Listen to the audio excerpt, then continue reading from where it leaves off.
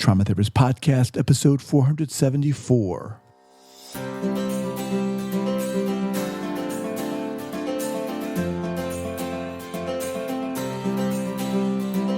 All right, guys, welcome to the Trauma Therapist Podcast. My name is Guy McPherson. My mission is to raise awareness of trauma and to support new trauma therapists just starting out on their trauma-informed journey. I do that through this podcast and my membership community, Trauma Therapist 2.0. If you're a therapist of any kind, interested in learning about trauma, and you're looking for support and inspiration, I invite you to check out Trauma Therapist 2.0 by going to traumatherapist2.com. That's traumatherapist, the number 2.com. All right, let's get started. Several years ago when I was in graduate school and just starting seeing clients, I was doing a lot of commuting, like an hour and a half each way to my site. I was always thinking about my clients. What am I doing? I don't know what I'm doing. I don't know what the heck I'm doing. Why didn't I do that? Why I should have done that? And I always thought to myself, wouldn't it be awesome if I had a seasoned master trauma therapist sitting right there beside me in the passenger seat? Well, obviously that didn't happen. So I created the program, and it's Trauma Therapist 2.0. It's my online community specifically dedicated for new trauma workers. If that's you, if you're just starting out on this trauma-informed journey, you're passionate about this work, and you're looking to gain confidence, you're looking to share your journey, share your challenges, and share your wins, to get inspiration, also to help to inspire others, I want to invite you to check out Trauma Therapist 2.0 by going to traumatherapist2.com. That's traumatherapist, the number 2.com. All right, guys, welcome back to the Trauma Therapist Podcast. Guy McPherson here. I am very excited to have as my guest today, Monica Bhagwan. Monica, welcome. Thank you. Thanks for having me, Guy. You are welcome. So Monica is a practitioner and thought leader in applying an understanding of trauma and trauma-informed care to public health nutrition initiatives. She currently serves as an educator and program manager at Leah's Pantry, an innovative public health nutrition nonprofit in California. Leah's Pantry creates resources, conducts community programs, and provides training to other nutrition professionals. They're a leader in applying a trauma-informed lens to food and nutrition programs, an approach Monica initiated and co-leads. Monica, awesome. Like I said before we started, I'm really excited to talk about this. I haven't addressed this on the podcast, so looking forward to diving in here. Before we do, share with our listeners where you're from initially and where you are currently, and then let's dive in. Okay, great. Well, I'm an East Coaster, and I've been living in the Bay Area for 15 years now. Nice. And my family background is I'm actually an immigrant from the English-speaking Caribbean, a country called Guyana, or some people might know it as British Guyana. So that's my cultural background. Awesome. So, we are right now kind of in the midst of COVID experience. How are you doing? I'm grateful that, my life is stable, my family's healthy, and I have some coping skills under my belt that are helping me to get through this. Like what? Such as what? Well, a lot of mindfulness practice, a pretty, robust physical exercise practice, and just using the skills and the practices that I've learned from understanding trauma and therapeutic practices that I've picked up from all the wonderful clinicians out there who share these things. So reaching out to friends really intentionally, and especially with phone calls, which is something we've lost in the last few years. So having just phone conversations really nice. Awesome. Thanks for sharing that. So let's start. How did you get into this field? Well, yeah, my background is very multidisciplinary. I spent some years both in culinary work, doing cooking professionally, but also getting my graduate degree in food studies. So I had a strong interest in food as a cultural practice, Hmm. historical context, as well as sort of the social context. Um, and with a real sensibility towards um, social justice and inequity and historical, um, you know, dynamics of around food.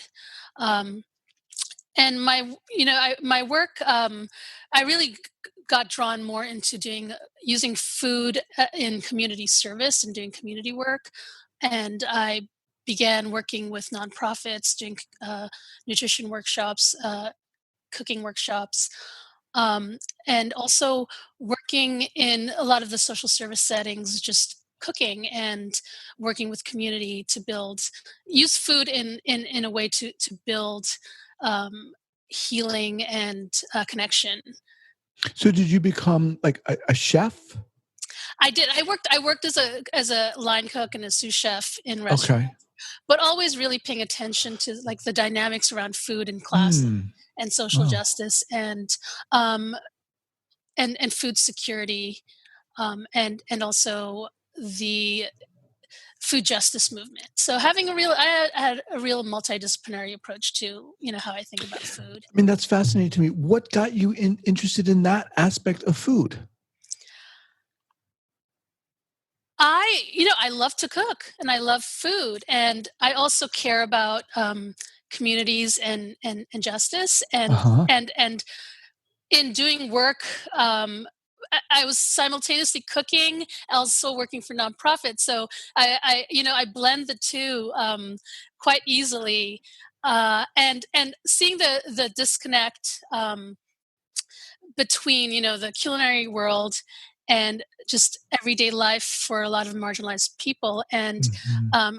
compare and contrasting what's happening around food for different communities and the inequities and the different lens that we can look at food through. So that brought me, I came to the Bay Area excited to join the food scene, but also feeling also a deep passion and commitment to really supporting the communities that don't have access to good food, and through that process and through working, I initially started in when I came to the Bay Area, just working in restaurants and doing food preparation, but always knowing that I wanted to do community work, and eventually started working um, in community programs here as well.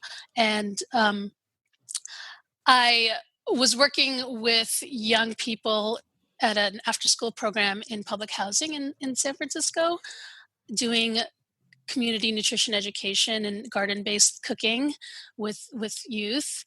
Um, but was struggling with the objectives that were put forth for me, which was teach disadvantaged youth how to eat better. Mhm. Um, and I found that really hard to do because there were some underlying needs that I could see were not being met. That the youth had not had a lot, were not stable. They were not. They were coming in struggling and struggling visibly with um, dysregulation and toxic stress, and realizing I couldn't do that, meet that objective that my organization wanted me to meet, but that the programming that I was offering could meet some other objectives. And I was simultaneously also, I was a new mom, I had two young kids, and a lot of, when you first have your kids, you start to really become aware of what it means to raise an emotionally healthy young person. I decided to take some classes in um, child development, so I was learning about, the work of Dr. Bruce Perry, simultaneously raising my own children, and then working with youth and kids who didn't have a lot of the stability that I knew kids needed. But I made it my intention through that program to provide as much of a supportive environment, and my priority was to create a healing program, milieu for the kids, and not so much focused on here's how to eat better, but Mhm. here's let's connect and relate and feel safe around each other. So a Because somewhat big shift, right? So initially, it sounds like you were going in there with the idea of, educating individuals on food and the culinary world and bringing to them good food. And now there's a shift to creating a safe environment, which that's a pretty awesome but huge shift. right, right, and it very much challenges, I think, the status quo for community programs, for programs that are serving disadvantaged communities and disadvantaged youth. There, and I think that's shifting now. It's shifting now because as we think about trauma-informed care and approaches, there's more awareness that if folks aren't feeling safe and reasonably regulated, then healthy practices and paying attention to disease and their own personal health can be more challenging. But th- and even in public settings, really the goal is is to change behaviors with the hope that folks won't develop diseases, especially in my work, public health nutrition. We're really looking, the goal and the funding is about preventing disease, but there's a couple of steps that people need to take before they can sort of change behavior to eating healthy foods, and so it's my lens is to really step back from nutrition advice and nutrition Mhm. being the goal, nutritional health being, or nutrition, diet, sorry, diet as diet change being the goal, and taking a step back and really recognizing what's the barrier to healthy diet, and that maybe what we've learned is that uh, a lot of times the development of illnesses like obesity and diabetes and all of these goals in public health are not due to poor dietary intake, but due to trauma and due to all kinds Mm. of metabolic shifts and emotional disruption that we don't recognize adequately in public health Mhm. nutrition and public health work. So where so how long did you do that? And then when did Leah's Pantry come into play? I did that work for about 4 years, recognizing that and gaining just more interest and passion for really looking at my work from a developmental perspective, um, an emotional health perspective, rather than nutrition outcomes. And so I discontinued the program, working at that program, and joined Leah's Pantry because there was uh, an inherent interest in innovating and working relationally with the clients that we serve in the settings that we work in, which was primarily in very low income settings. So I just felt a real strong alignment with the work at Leah's Pantry because it's so much about thinking relationally and thinking integratively and multidisciplinary thinking, which is unusual in the public health nutrition world. So if we can, let's get specific about what it means to address nutrition through a trauma-informed lens, and what it means to work with individuals uh, with nutrition and simultaneously think about creating safety and having that trauma-informed lens. I'm curious what that would look like. All right, folks, I want to thank my sponsor, Talkspace. We are living in an upside down world. We all know it, and if you've been waiting months to figure out what your future is going to look like, you're not alone.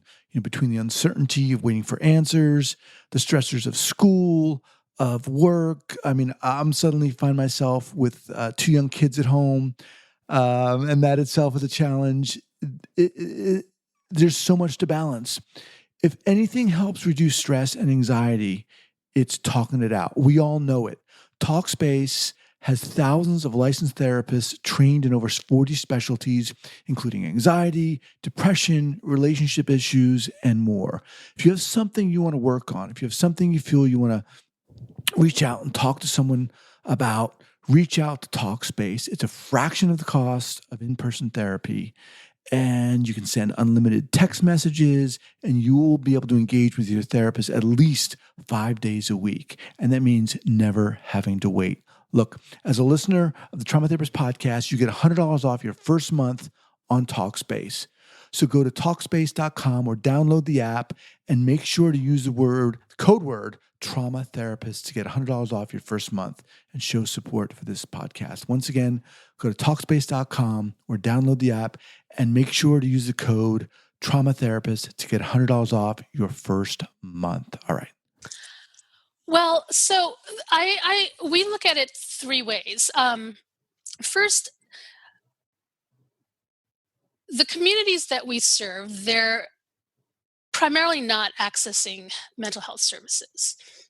So when they're engaging with programs like ours, we are one of the few.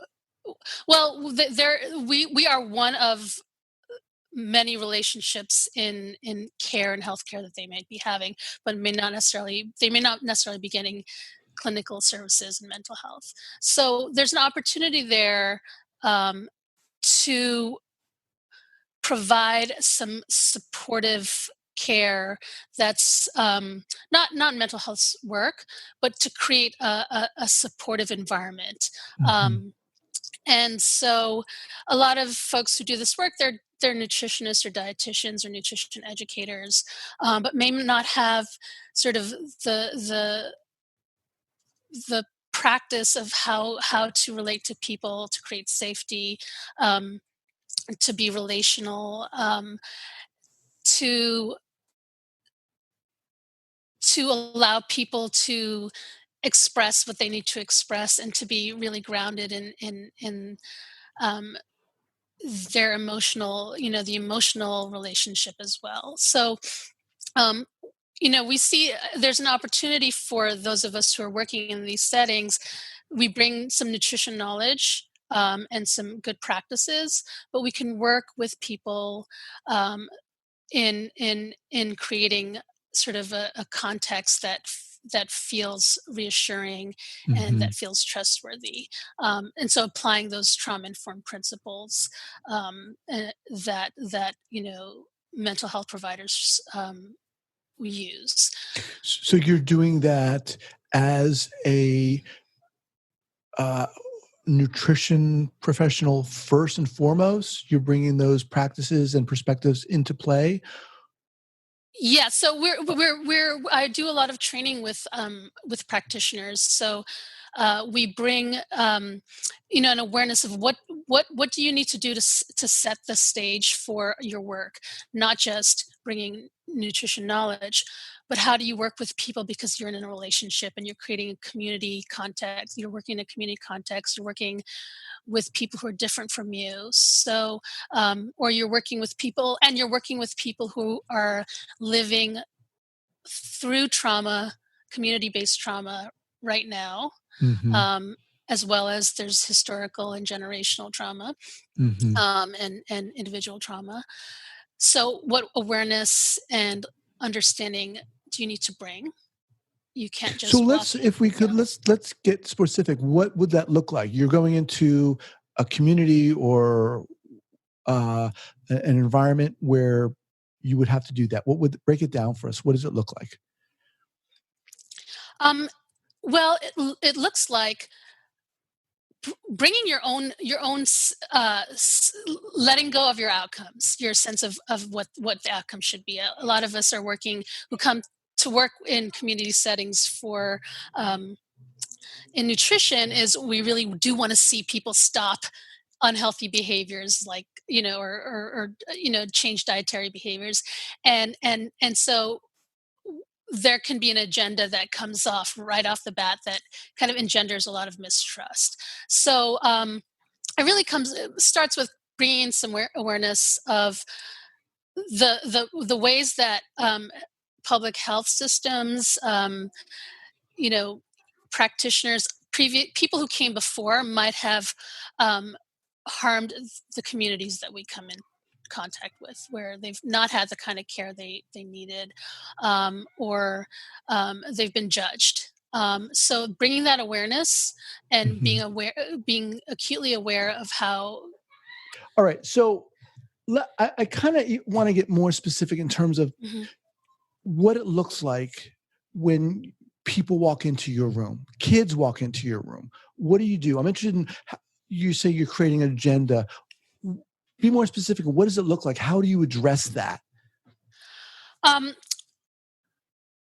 when I build a program, if I have the opportunity, there are a lot of limitations in public health to build a program, but when I have the opportunity to build a program, um, I actually like to start with finding out from the community whether my idea of what I'm going to bring is something that they want and they need, um, or even asking, what is it that your community really wants or needs. So whenever possible, that's the first step. um, I think that we also fail to recognize that people have been using, food and food behaviors in low income communities and traumatized communities can be seen as pathological, and so um, we often come with this notion of fixing those behaviors, Mhm. um, when in fact there's been an incredible wealth of resources where food is used in healing and connecting. So, my goal with a lot of programs is to identify and help the community identify and name the things that they've done through food and support those things, where they feed each other, they feed their neighbors, they've been resilient, and they've found strategies that work to feed themselves.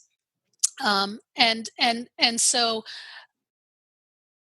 my ideal program is one that capitalizes on those inherent assets, and my skills in culinary preparation or in nutrition information can help reinforce things that they want or need or don't have access to. So some of my programs involve one of my programs involves supporting cooks in a public housing community who already love to cook, are good cooks. They don't need me to really teach them a whole lot of cooking, Mhm. but I can support by providing them resources that they may not have, like equipment, food, and organizational skills to help them provide food to their neighbors and to the rest of the community.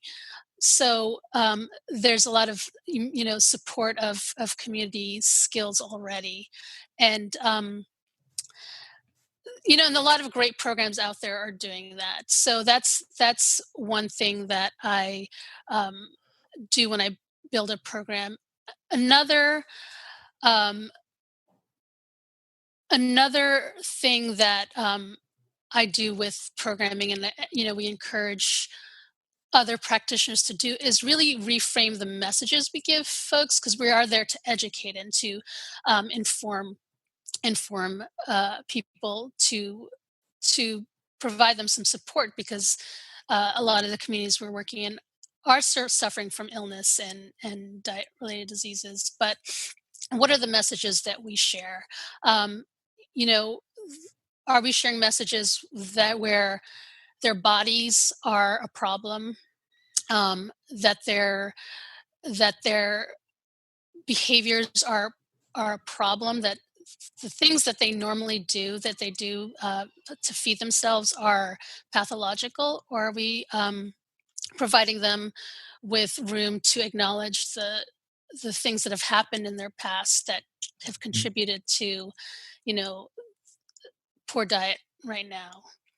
It sounds pretty. I mean, it sounds pretty intense to be bringing these two food and trauma together in a setting. Sounds really intense, and I think it's beautiful what you're doing. I'm hearing you talk about asking for permission in the sense of, would it be okay if we brought this into the room, into the discussion? Obviously a therapeutic technique, creating, safety and in terms of regulating, and obviously another trauma informed technique. Really interesting. What are some of the challenges that are inherent with such an approach? Well, this is emerging work. The challenge is that, excuse me, um, we have to bring a lot of different areas into the awareness of our fellow practitioners, and our funders, and other public health folks who want to support this work, because there's been many years of a message around obesity, right? We've kind of heard of this obesity epidemic, um, where the goal is to eradicate obesity. And so then we say, well, food is the problem, and how people eat food is the problem. Um, but what we are actually have to say, and this is what the author of the ACEs, Adverse Childhood Experiences study, concluded, is that he said, Dr. Felitti said, that obesity is protective. It's a solution to a problem. It's not the problem. Um, and so just that alone is kind of a radical in our world, because we've framed things so long as this obesity epidemic. So we're working right now on reframing this obesity epidemic as a trauma epidemic, um, and the communities that we're trying to reduce rates of obesity in are ones that face enormous community trauma, and as well as individual trauma, and a lot of this is because of inequality and racism. Um, that's a that's a big topic right there. Um, Just going back for a second, was he referring to obesity being like a coping mechanism in the same way that addictions can often be coping mechanisms for underlying trauma?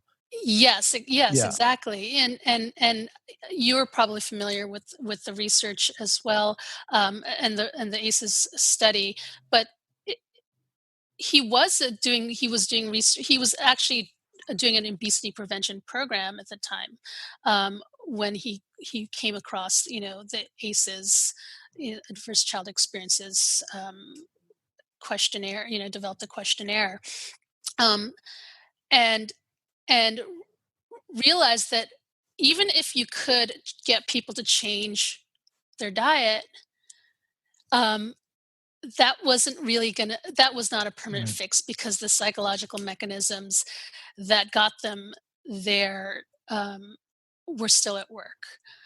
So we're trying to bring that awareness into the public health system. So we have a tall order. We've made it a tall order. We do work in communities, and we're working directly in communities to bring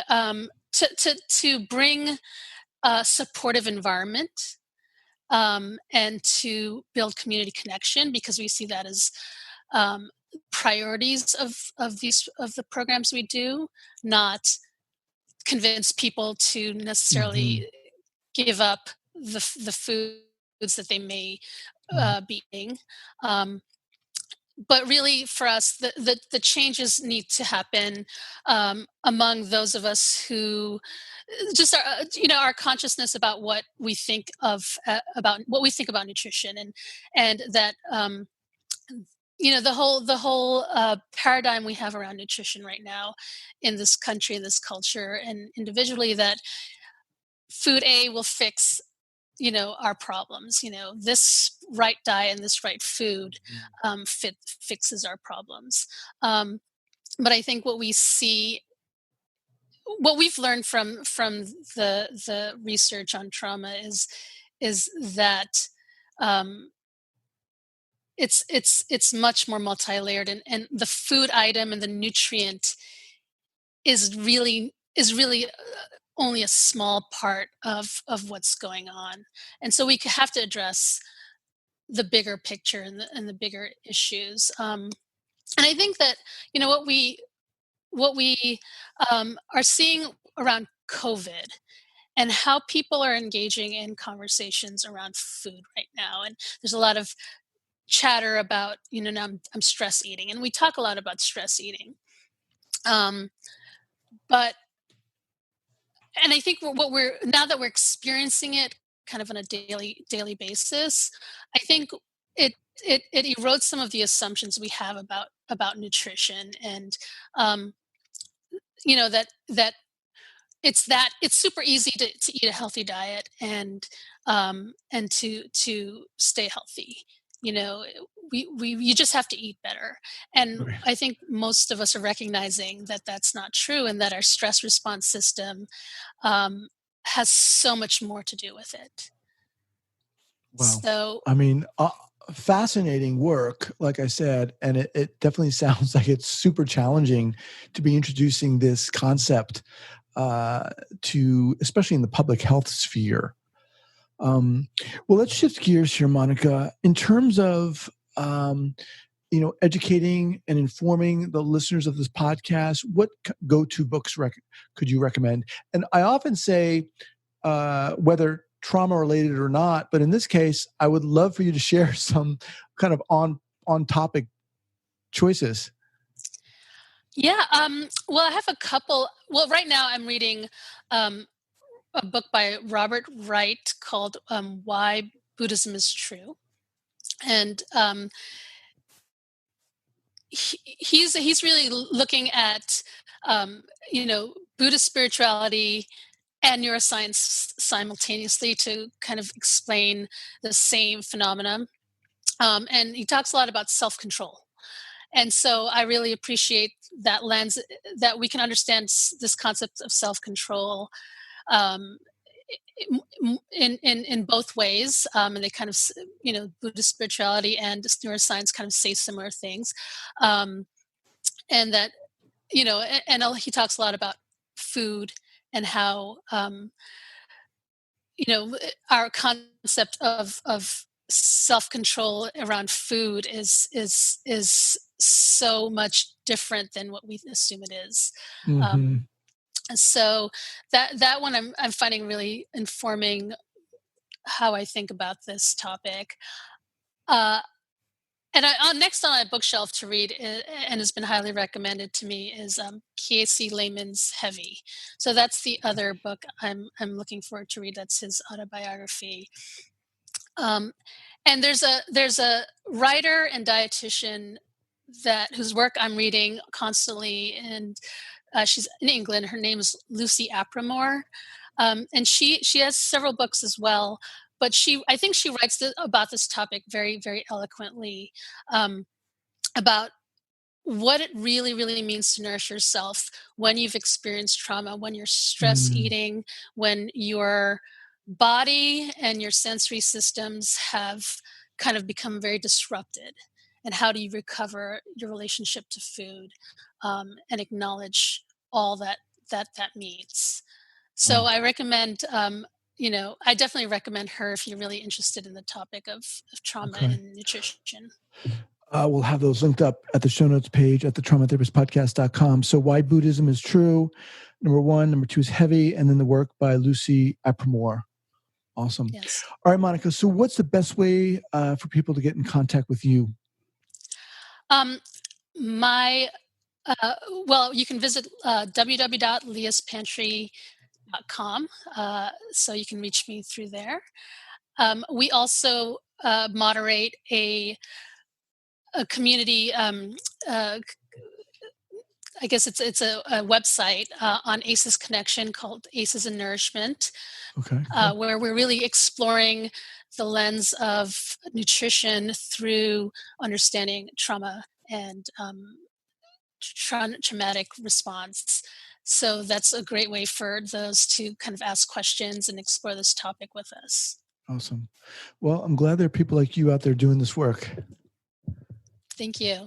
Awesome. All right, Monica, thanks so much for joining me today. Thank you. Bye-bye. All right, take care. All right, thank you so much for checking out the podcast. I really appreciate it.